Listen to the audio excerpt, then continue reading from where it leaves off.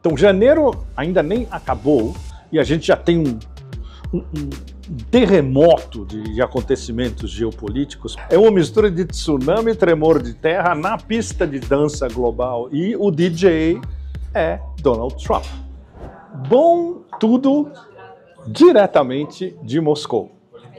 Bom, estamos de volta a Moscou, na melhor das circunstâncias possíveis, como vocês podem ver. Esse é um restaurante novo, excelente, a comida é excelente, tartar, sopa de peixe, mousse de framboesa, chá.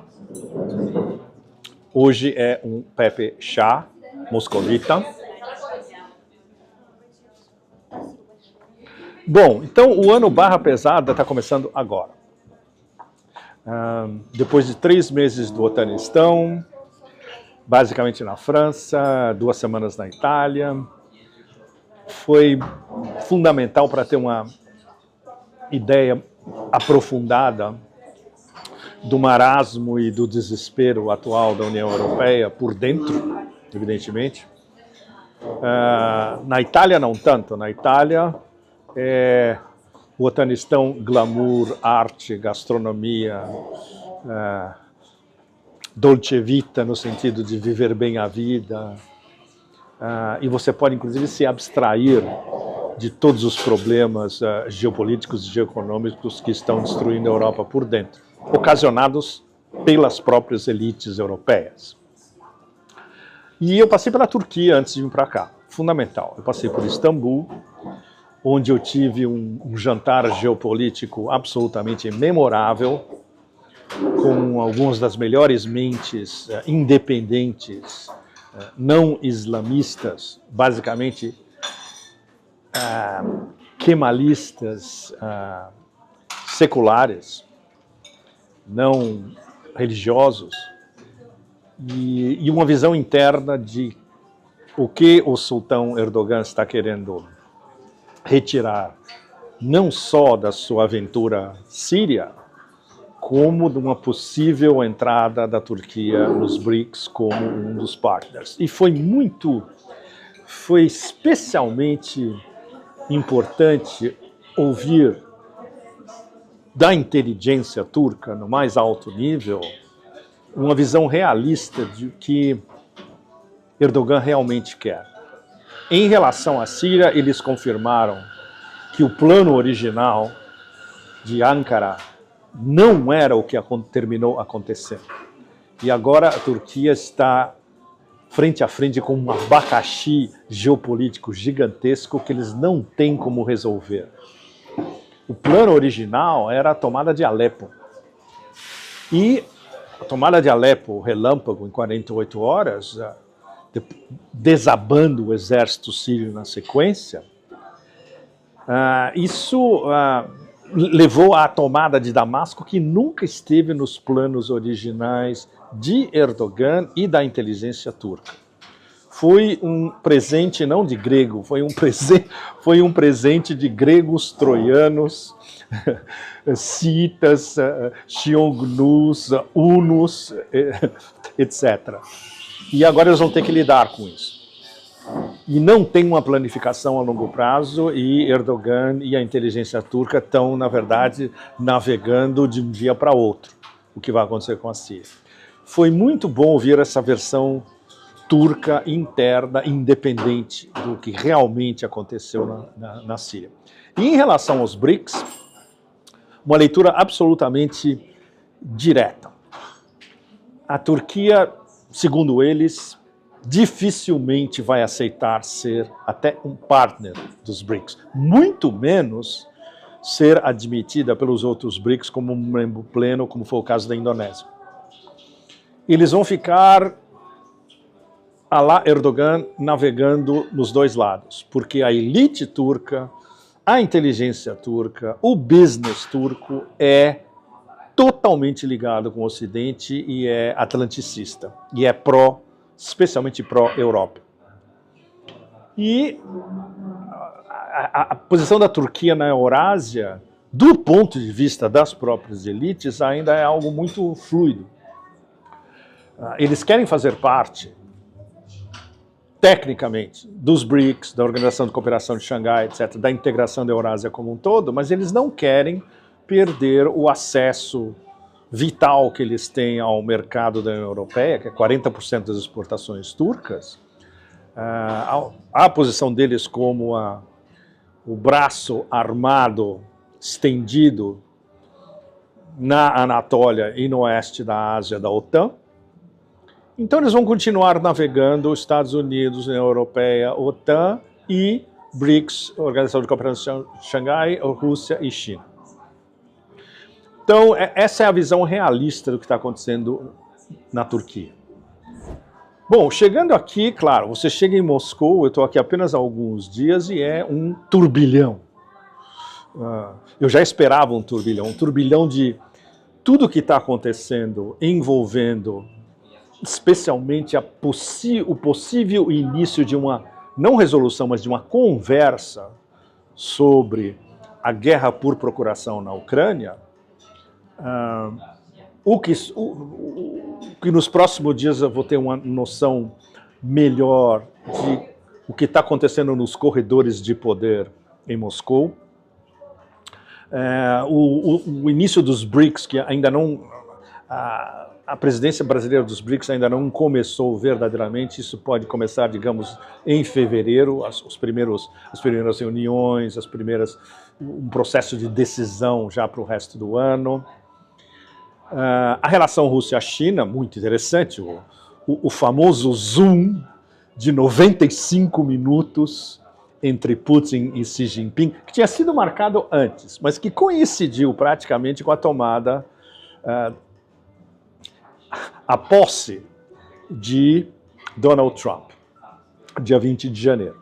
Então, janeiro ainda nem acabou e a gente já tem um terremoto de acontecimentos geopolíticos praticamente diário, muitos deles provocados por esse circo gigantesco, concêntrico da nova administração Trump, que na minha coluna dessa semana, que quando vocês estiverem vendo esse Pepe Café, ela já deve estar sendo traduzida ou já traduzida em português, a coluna, traduzindo literalmente o título, Dançando ao Ritmo do Inferno Disco de Trump. O que é uma ligação direta com o famoso hit de 1976, Disco Inferno, The Tramps, que todo mundo nos anos 70, muitos de vocês são evidentemente muito jovens para lembrar, ou nem tinham nascido. No meio dos anos 70, no estouro disco, Disco Inferno, junto com vários hits do Chic, por exemplo, era um negócio absolutamente brutal de revolucionar pistas de dança, não só em Nova York. É onde Trump dançava em 1976, antes dele se casar com a Ivanka, que foi em 1977. Nesse intervalo, ele dançava no Estúdio 54 em Nova York, e ele dançava Disco Inferno, todas as vezes que ele ia lá. Bom, então, essa minha coluna dessa semana, ela trata do Senhor Disco Inferno e das reverberações desse Disco Inferno no circo armado dentro dos Estados Unidos e as reverberações pelo resto do mundo. É um negócio, como fenômeno pop, é absolutamente extraordinário. É sempre muito esclarecedor e muito divertido também, além da seriedade inerente ao cargo, presidente dos Estados Unidos, presidente do hiperpoder, de analisar todo o fenômeno Trump, especialmente o fenômeno Trump 2.0, como um espetáculo pop ininterrupto, 24/7, com um monopólio absoluto das manchetes nos Estados Unidos e no planeta inteiro. Cada olhar enviesado, cada ricto bucal, cada olharzinho de Trump dissecado milimetricamente sem parar, e evidentemente esse tsunami de ordens executivas, de, digamos, comprar brigas metafóricas ou não tanto com diversas latitudes do planeta. Então, eu usei uma metáfora disco para falar de coisas muito, muito sérias. E as três principais coisas mais sérias, que já no começo da administração Trump, e em menos de um mês, já está tudo mais ou menos jogado em cima da mesa, são três assuntos principais. A guerra tecnológica entre os Estados Unidos e a China, onde entra o fenômeno DeepSeek diretamente, que virou, pelo menos por enquanto, as regras do jogo de inteligência artificial de ponta cabeça. Mas isso é apenas o início de um longo processo. O segundo tema fundamental é o que foi explicitado num ensaio excepcional do Michael Hudson. E ele explica como, baseado nesse ligeiro ajustamento do hipercapitalismo americano, passando do wokeísmo e do neoliberalismo da administração anterior, a mais catastrófica da história dos Estados Unidos moderno, há um hipercapitalismo brutal. Eu defini como o império brutalmente benigno. Ainda é a pose do império benigno, mas é brutal. E sob Trump é brutal. E vai ser ainda mais brutal quando começarem a jorrar as tarifas. E isso a partir de 1º de fevereiro. E os primeiros contemplados com as novas tarifas vão ser Canadá e México, e logo na sequência a União Europeia. E depois a China.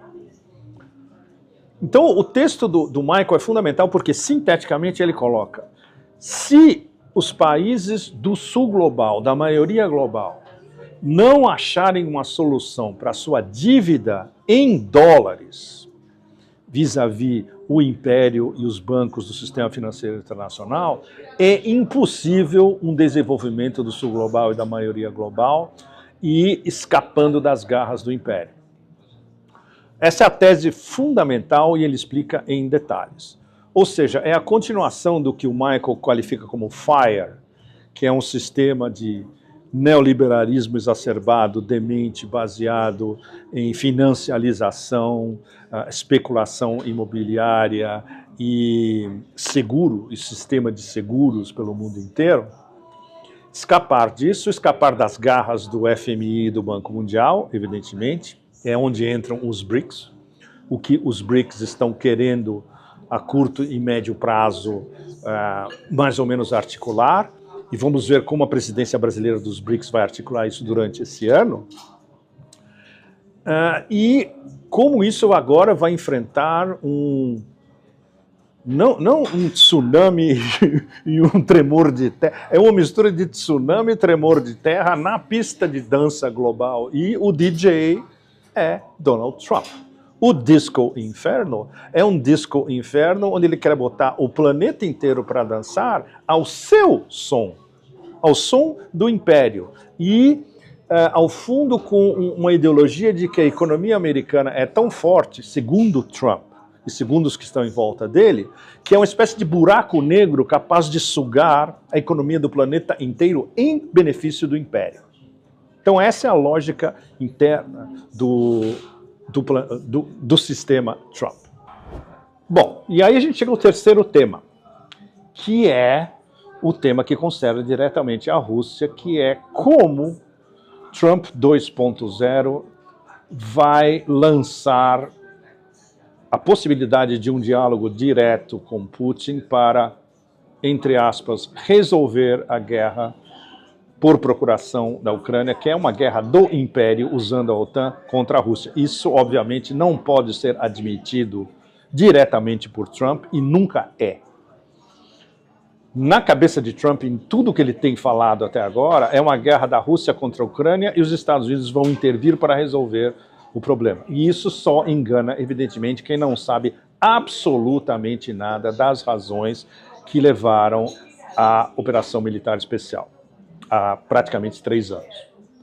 Bom, é um jogo, evidentemente, faz parte desse circo extraordinário, onde Trump está basicamente plantando uma arvorezinha, seria a arvorezinha do não acordo entre Estados Unidos e Rússia. Ele já está plantando a saída, culpando a Rússia por um não acordo, porque ele sabe que se as imposições e o que a Rússia designou como resolução de tudo que está acontecendo na Ucrânia não for encampado e admitido por Trump e pelo poder hiperimperial, e não será, todo mundo sabe disso, porque os Estados Unidos, e isso é bipartidário, se recusam a dialogar, seja com quem for, mesmo com uma potência nuclear e hipersônica, em condições de igualdade e de respeito mútuo, assim como eles não respeitam a China, por outras razões, ele tem que achar uma válvula de escape e uma saída. Ele já está plantando na narrativa, dentro dos Estados Unidos especialmente, e exportada para o mundo inteiro, da sua... Lembrando, quando eu era criança, eu assistia os desenhos animados do Leão da Montanha, saída pela direita. Então, ele já está planejando a sua saída pela direita, a lá Leão da Montanha. Bom, os russos impassíveis, Putin com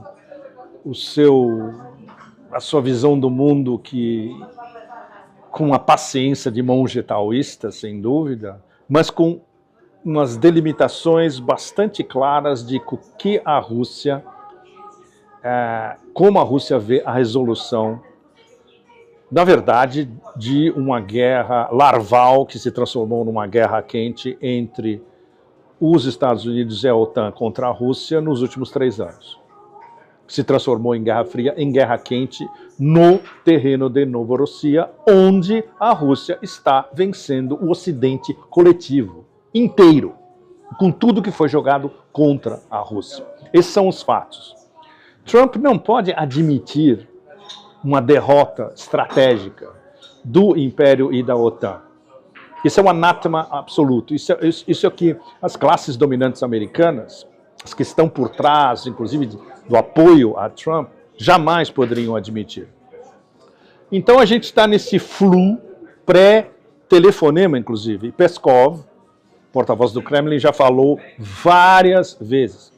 Até agora não recebemos sinal nenhum de que vai haver um telefonema, ou se eles pediram um telefonema, se vai haver um encontro, etc. Então a gente está nesses prolegômenos, mas a narrativa, e Trump é um mestre de controle de narrativa dentro dos Estados Unidos e global, sabendo que ele agora monopoliza o megafone e a pista de dança do planeta inteiro. Qualquer coisa que ele fala é o tema de conversa no dia e no dia seguinte do planeta inteiro, literalmente.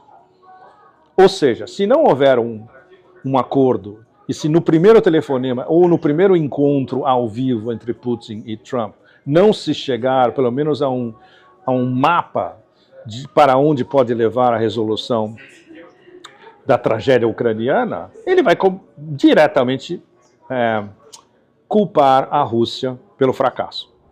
E outro tema fundamental, e esse é quase risível, na verdade, para quem esperava que o Império ainda controle as principais instâncias geoeconômicas do mundo, a parte do sistema financeiro internacional, evidentemente.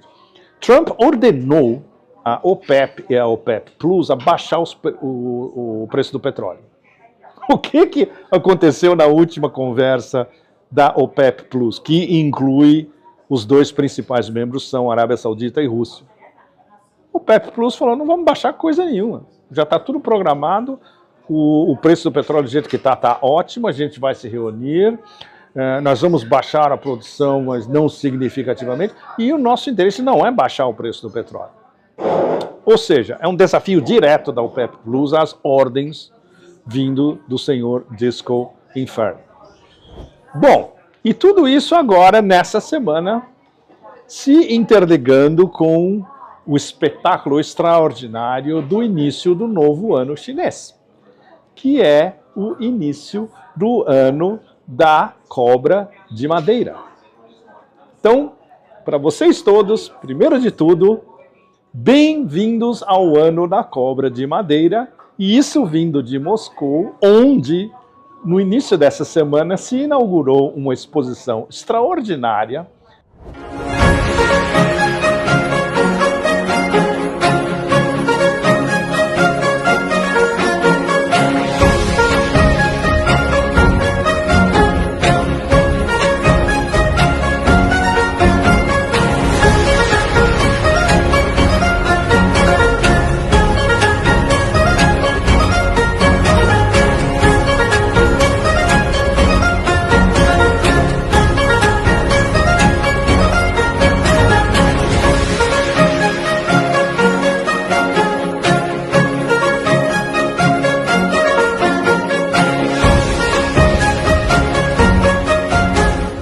sobre a China, praticamente do lado do Kremlin, que é uma ilustração visível para todos os russos, para todo mundo que mora em Moscou, para todos os russos e para o sul global, dessa parceria estratégica entre Rússia e China, onde se comemora a data principal do calendário chinês, respeitadíssimo em todo o universo chinês e inclusive no universo chinês que vive na Rússia.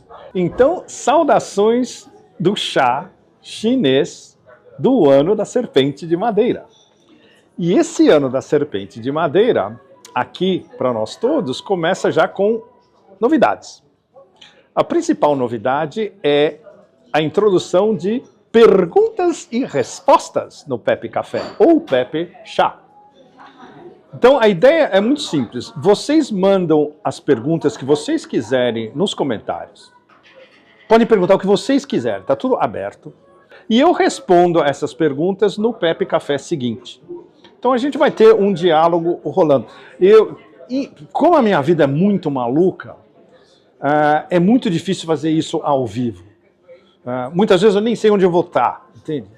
Ou seja, mas esse sistema pode funcionar muito bem, que é um diálogo de um Pepe Café ao outro, de vocês, e vocês perguntam o que vocês quiserem e eu respondo o que for no seguinte. A gente vai rolando esse diálogo o ano inteiro. Eu tenho certeza que vocês vão ter perguntas alucinantes, porque esse vai ser, já começou como um ano alucinante, onde o DJ é o senhor Disco Inferno. Então, em vez de o YMCA, quando ele faz aquela dancinha, eu vou fechar para vocês hoje com... E vocês podem ir checar Disco Inferno. Não percam o Disco Inferno remixado pelo Tom Moulton, que era o melhor remixador de disco dos anos 70 e 80. Então, a gente acaba com Burning, Burning, Disco Inferno, Burning, Burning. Ok. Porque esse ano vai estar tudo burning and burning. E se vocês tiverem uma pergunta direta, vocês vão ter que fazer ao Mr. Disco Inferno, mas eu não sei se ele vai responder. Mas aqui no Pepe Café a gente responde.